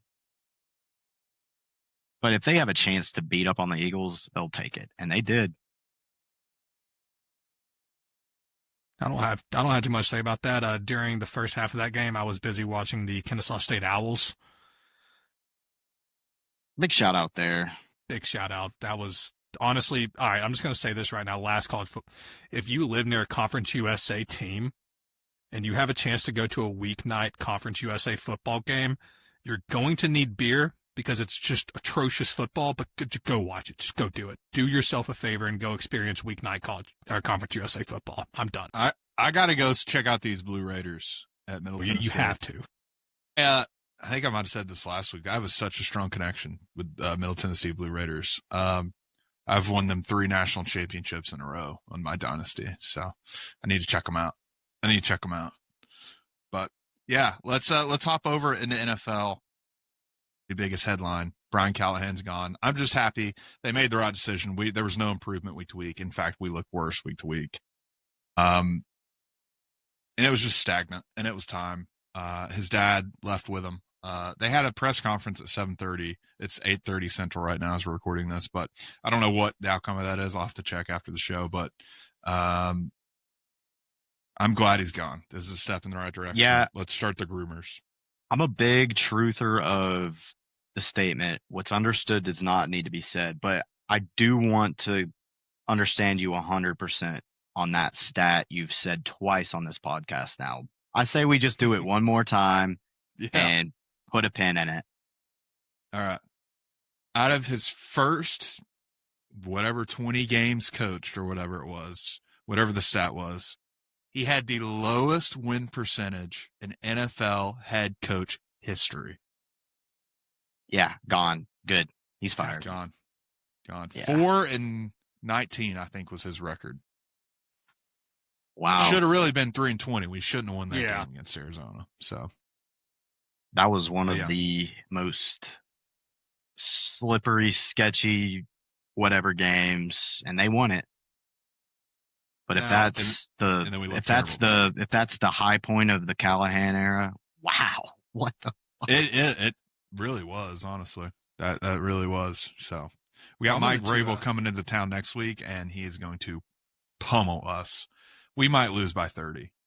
Well, I was going to ask you, being a Titans fan, how do you feel about seeing the success that Mike Vrabel is having right now with the New England Patriots, and not necessarily knowing it could have been you, but the what if of it could have been you? I don't know. It's hard for me to really imagine what life would be like with Vrabel still as our coach. I think there was like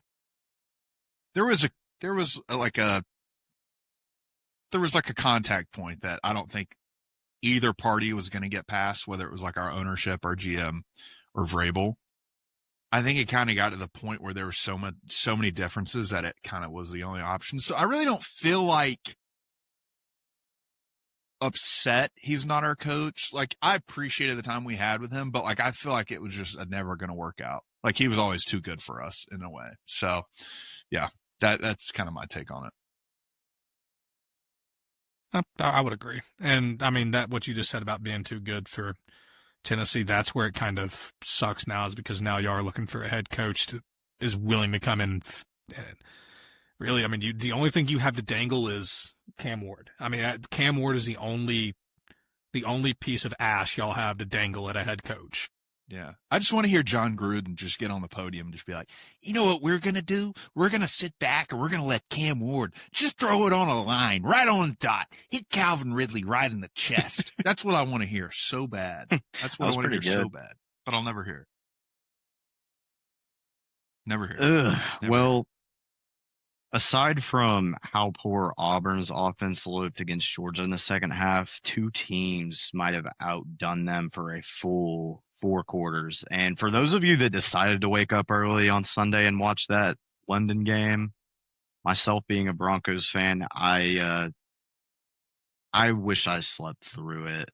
It was the final 2.5 minutes of the first half. If you just want to go check that out somehow, I don't even know how you get your hands on the video of the final 2.5 minutes in retrospect.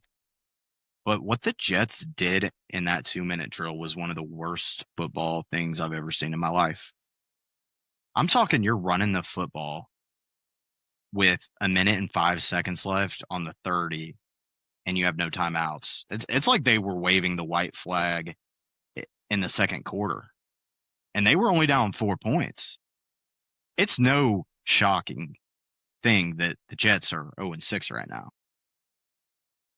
And, I mean, I look at that and how bad the Jets are playing compared to how good the Giants are doing right now. That's got to feel bad knowing the Giants were right there with you, a couple seasons ago, right in the slums with you. And to look at the direction that Giants franchise is heading and the direction the Jets franchise is heading, that's got to be the biggest slap in the face.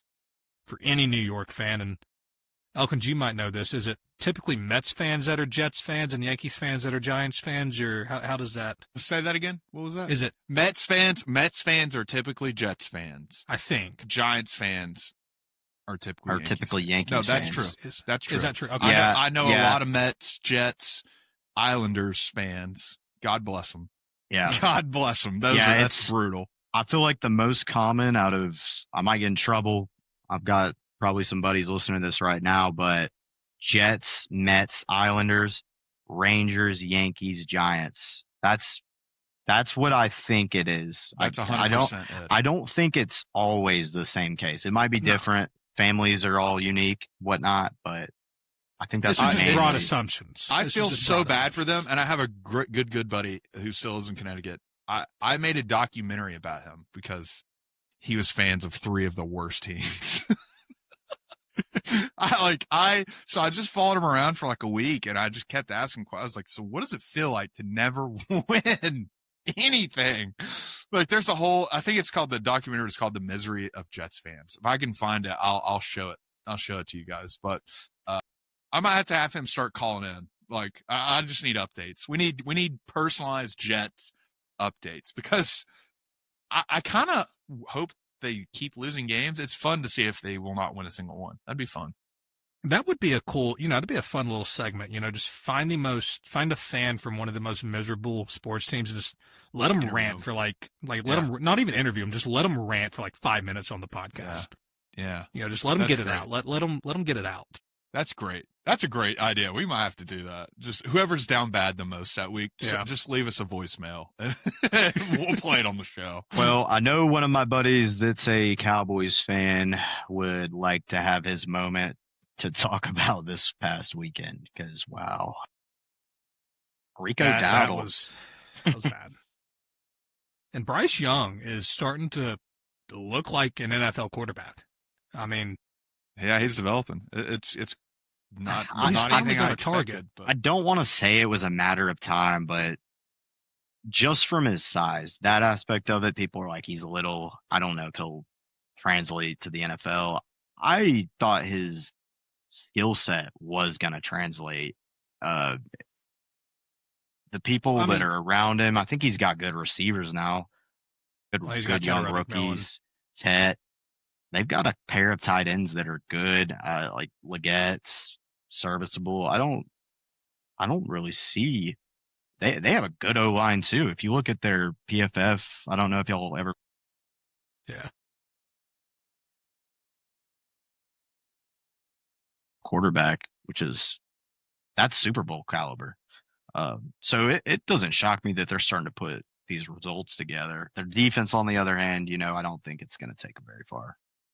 Well, I mean, it kind of goes back to what I said last week, about you don't have a quarterback problem, you have a system problem, and you have deeper issues than quarterback. And, the Panthers went out and got Bryce Young, and quite frankly, this is where I will tip my hat to the Carolina Panthers. They have stuck with him. Now, obviously, they benched him for Andy Dalton last year, but they never really gave up on Bryce Young, right?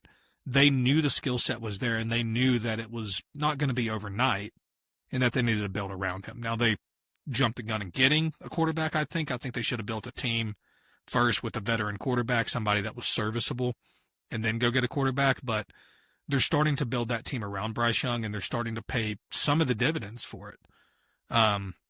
But yeah, I mean, Bryce always had the talent. We saw it in college.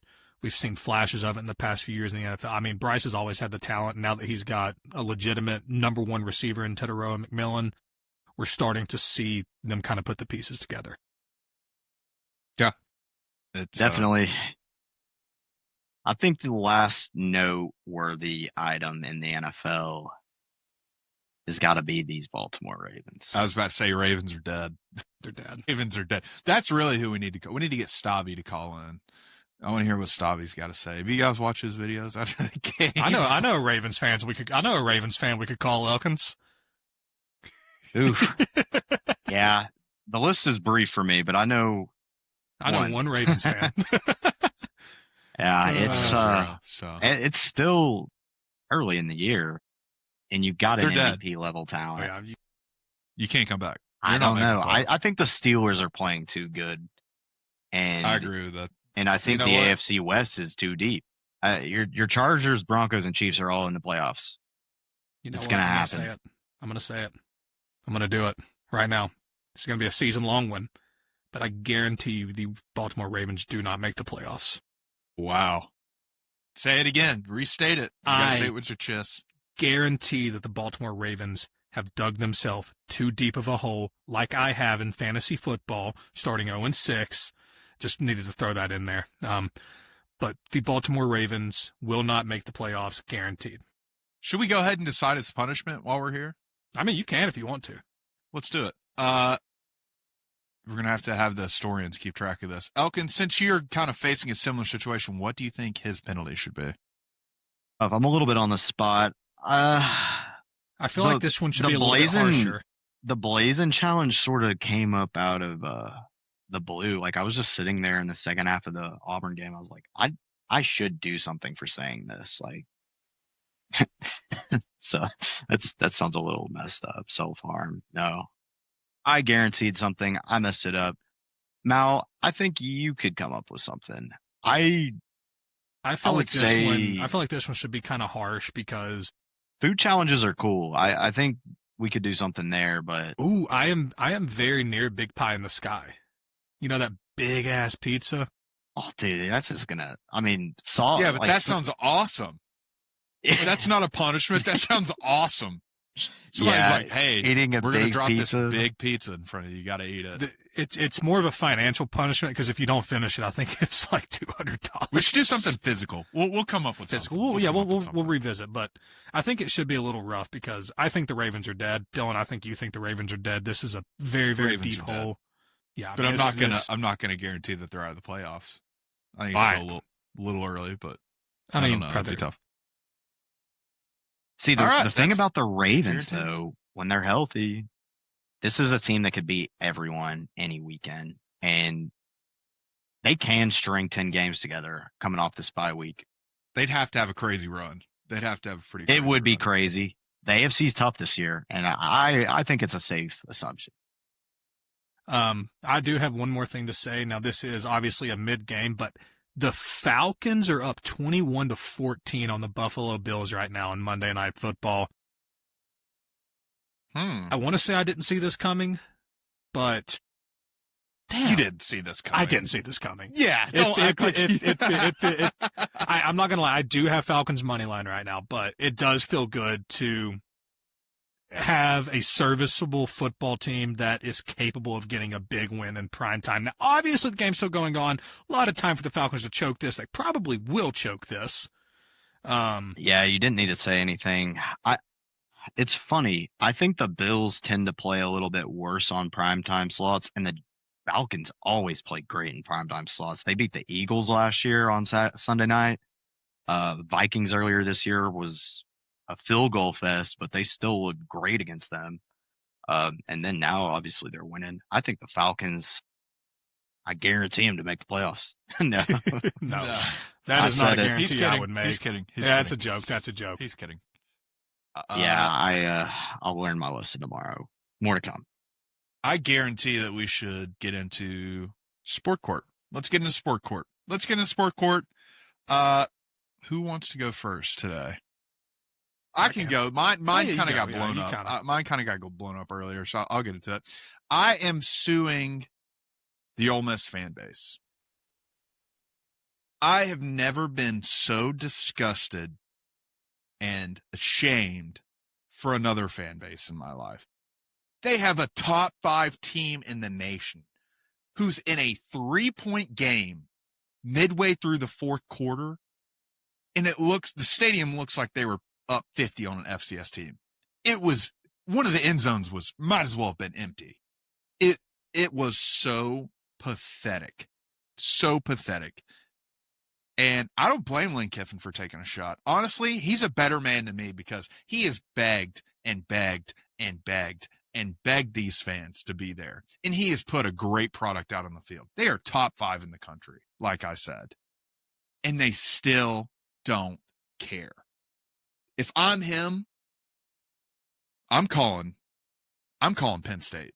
I'm not letting Calling them call Florida. me. I'm calling Penn State. I'm calling Penn State. Think about it, Mal. You get to play an easy schedule. You get all the money in the world, and you have one of the best fan bases around you.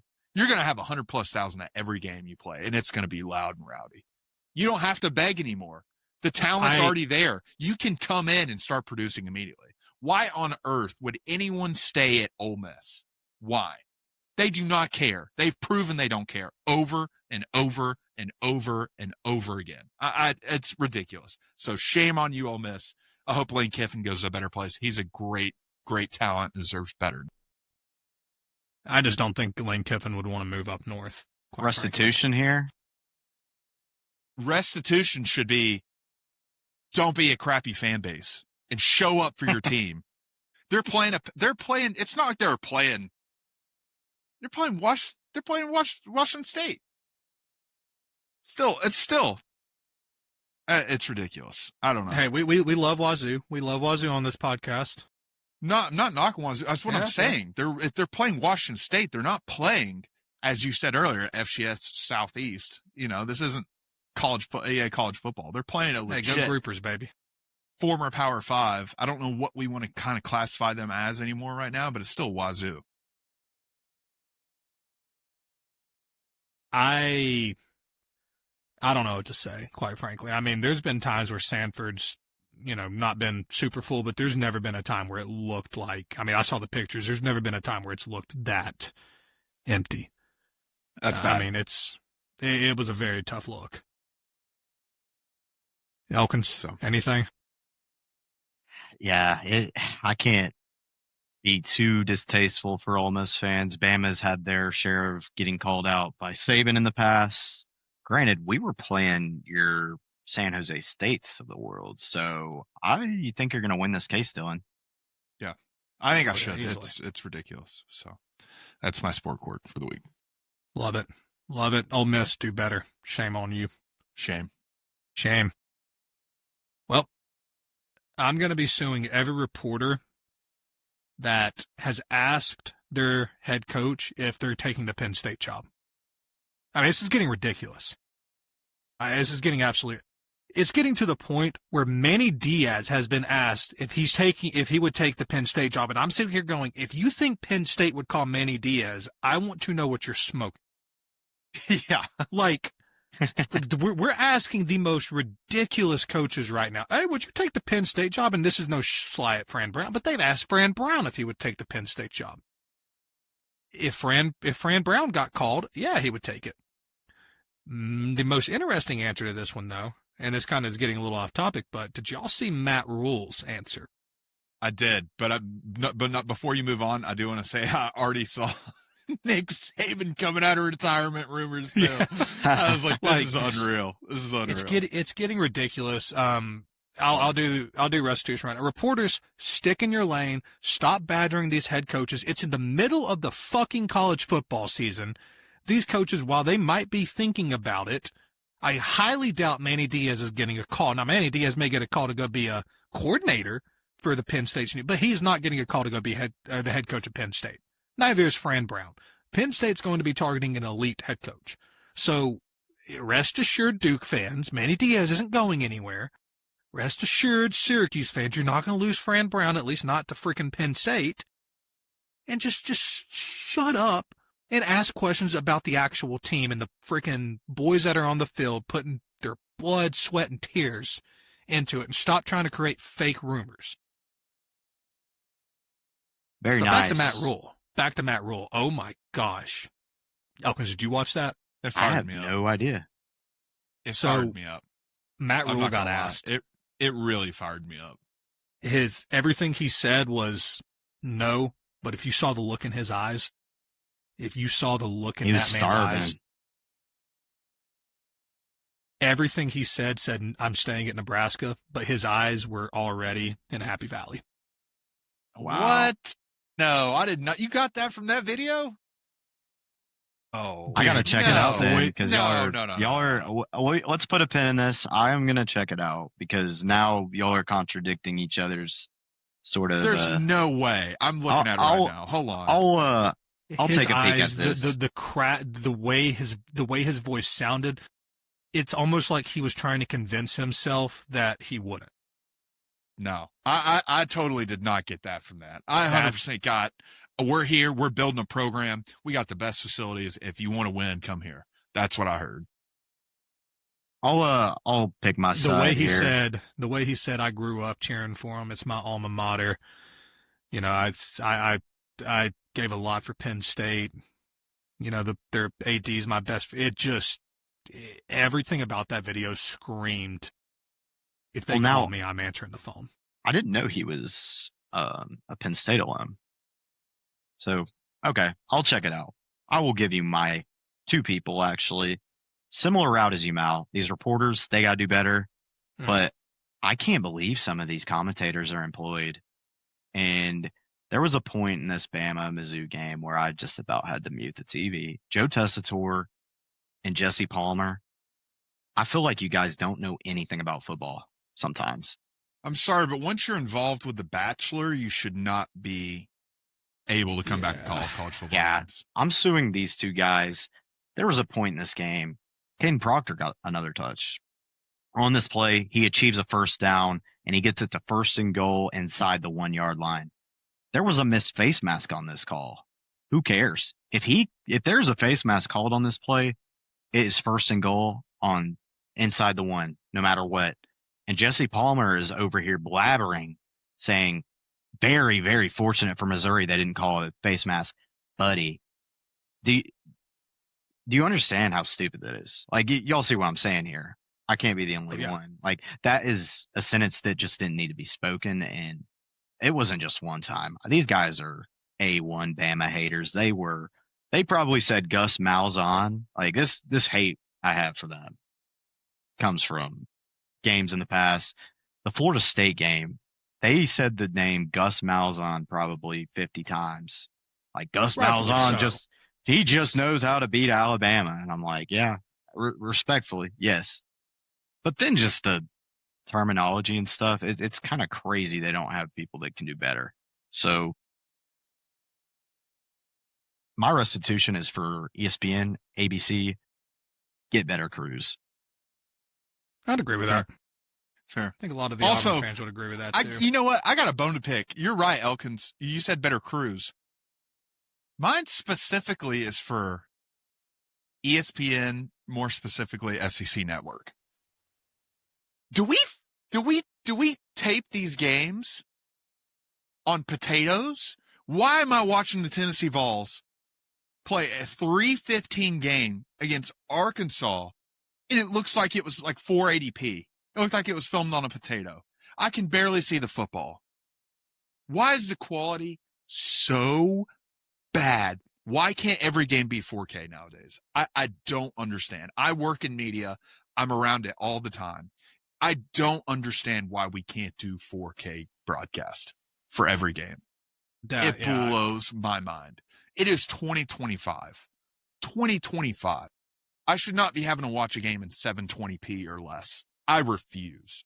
Like, it was disgusting. Every time we have a game and I see it's on SC Network, I let out a big sigh because I have to squint to watch that game. It is brutal. I mean, on the bright side, and I'm not trying to offend anybody, but at least we don't have to listen to Beth Mowins anymore. I'm gonna smartly not say anything about that.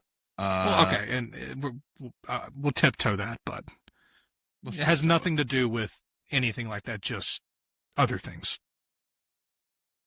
I did listen to Beth Mowins' call. I'm getting into it. Sorry. I did listen to Beth Mowins' call Tennessee-Kentucky night game a few years back on mute. I muted the TV the entire game, and my team was playing. That was a big step for me. But she's great in softball. Fantastic in softball. 100% agree. So electric. But it's hard for football. It's tough because it's just so long. It's such a long period of time. Yeah. There's not a lot of breaks. But, all right, let's get into our good boys. So last week we had it was an interesting week. Elkins, you had South Carolina at +9.5 against LSU. They didn't cover by half a point. It's brutal. But even if they did cover, you would have got half a bone. You know. Mal, you had Pitt plus 10.5 at Florida State. They won outright. That awarded you 13.5 bones. I had Maryland versus Nebraska. They lost by 3, so that gave me 3.5 bones. Standings right now. Elkins, you're in first with 51.5 bones. Mal, you're in second place with 50.5 bones, 1 bone behind. Which is very crazy.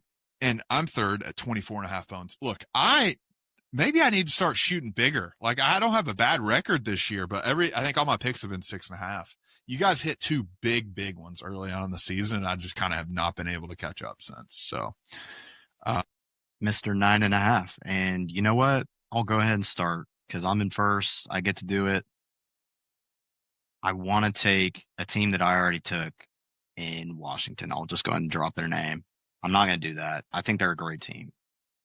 But starting now, I can say this in 10 seconds. It's all the time I need.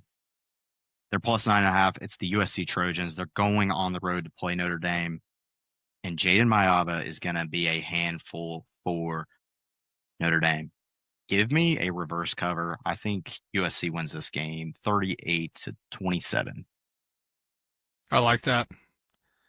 Don't forget, if Notre Dame makes the playoff, we have to do an episode as Leprechauns. We can't forget that. Yes, we do have to do that as well. Let's keep that in our minds. But yes. Yeah, we do have to do that. Do y'all just want me to go since I kind of already ruined my good boy? Yeah, go ahead. Good old Rocky Top. Good old Rocky Top. It is the 3rd Saturday in October. We already talked about it. I really don't have a good feeling for Tennessee going into this game. I really don't. This is one of those spots where I feel like Alabama comes out and possibly wins by a lot. But there's also that voice in the back of my head saying, look at what they did to Georgia offensively. Look at what Joey Aguilar's done. And I think Tennessee can get their first win in Bryant-Denny Stadium in a long time. Now, Tennessee, as of right now, is an 8.5-point underdog in this game. That was more than enough for me to look at this game and go, I'm taking the spread. And if Tennessee wins outright, it's more of a value play for me in the good boy standings. But this is one of those games where I think Tennessee can finally catch Alabama in Bryant-Denny Stadium. If Ty Simpson, it just doesn't play the way Ty Simpson can play. That's really it. There's really no statistics, no anything to back it up. Just more of a gut feeling and I hate you. More of a gut feeling and more of I absolutely hate you. I hate you. I have three. I had a whole thing. I had a whole thing. I hate you. I hate you so much. I had a whole thing, bro. I was going to dribble to the left and I was going to fake it back to the right. I had a whole thing. Oh, God. And you ruined it. But Mal, you're absolutely right. All that crap I said earlier, that's bull. Throw it out. Let me tell you what's happening, folks. Let me tell you what's happening this weekend. You're going to see Joey Aguilar step into the national spotlight and sling the rock, son. Chris Brazzell, 2 touchdowns, minimum. Book it. If you can bet it, because it's going to happen. Jalen Hyatt-esque. He might get 3. It's going to be a long day for Alabama secondary. Josh Heupel has reinvented this offense this year, and he is going to unleash some brainchilds on Kalen DeBoer. I'm going to tell you, we've been in tight formations a little bit this year. We've went under center this year. My jaw's on the floor. He has revamped this offense, and he does not care. He's going to let Joey throw the ball. It's going to be a shootout. Our defense is very suspect. I know that. Injuries barring, no matter what, we're suspect, at least in the run game. Pass defense is pretty good, even with both of our starting corners out. But it's going to be a high-scoring game. 8.5 is way too many points. it's way too many points. So now that's a great pick. That was going to be my pick, and I'm very upset it's not my pick. You know, but it's fine. It's fine. For the sake of content, if you would have texted me, I would have changed my pick for the sake of content. I think it's fine. Look, it was going to happen anyways. Tennessee 8.5. It's way too many points for the third Saturday in October. Everyone knows these games are 3 points or less. Everybody knows that. That's just a fact, especially the past few years. Great pick, Mal. I'm very upset. God, I picked both these other games because I was like, well, I just got to have them, you know? I just got to have them. I was like, there's no shot. I was more worried. Elkins is not taking Tennessee. I know that for sure. I was like, I don't think Mal will take them. Like this year, I really don't think Mal would take Tennessee 8.5. I was more worried about Elkins taking Tennessee than I was. I thought about it. Tennessee. I'm not going to lie. I saw that number and I was like, I thought. We can all agree 8.5 is way too many. Well, I think it's too many. I also think. I was going to say, I was going to take Tennessee if it was like 14. 14 maybe even 12. Maybe even 12. Well, the Tide's rolling. The Tide is. But this is a huge rivalry game. 12 points is insane. Dude, this is one of those. This is not the same kind of the same way. It's not the same Georgia team that it used to be whenever Bama and Georgia play. Like this Tennessee team is proven they can beat Alabama. Tennessee doesn't have the same Alabama issue Georgia has, and I can't believe I'm saying that, but Georgia has an Alabama issue. Tennessee doesn't. Tennessee beat them last year. Tennessee, Kalen DeBoer we beat you at Nico. Kalen DeBoer is 0-1 against the Tennessee Volunteers. This could be the start of a dominant reign. Okay, for Tennessee over Alabama. It's still a big rivalry. But yeah, okay, Mal. Tennessee. I think if Joey plays well, I agree with the over, all this good stuff. Tennessee plus 8.5. But Tennessee's defense is not going to contain this passing attack that Alabama has. We have the one saving grace we have is our front seven on defense. That's our one saving grace. Them boys get after quarterbacks. I don't think you realize how quick Ty gets rid of the ball. No, I know. I'm saying I was worried for the Georgia game about Georgia getting pressure, and they brought pressure and it didn't work. Yeah, I mean, you're going if you're down DBs, it's going to be a rough road for your defense. I like to I don't really have much more to say about this game. I think Tennessee will put points on us. I think we've still got a lot to figure out at linebacker. I just have a hard time seeing Alabama not be able to put up 35. And I think to win this game, you're going to have to – what's the number, 35, 42? I think it'll probably be like 35 to 38 points.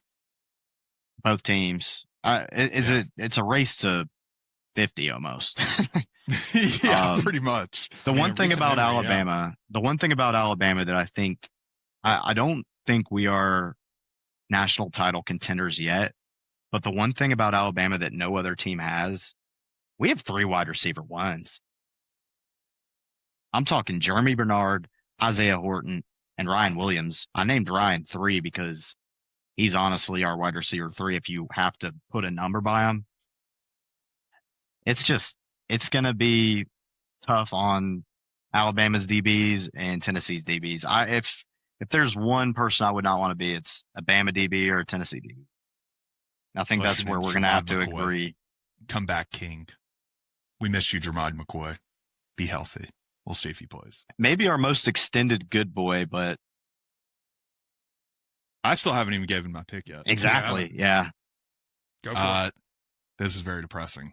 Like I said, I picked both of these. I was like, just got to fill the cards. Okay. I have 2 not great options. I'm going to be real. I kind of got to decide right here on the spot. I really did not think. I really thought this was no shot. Tennessee's getting.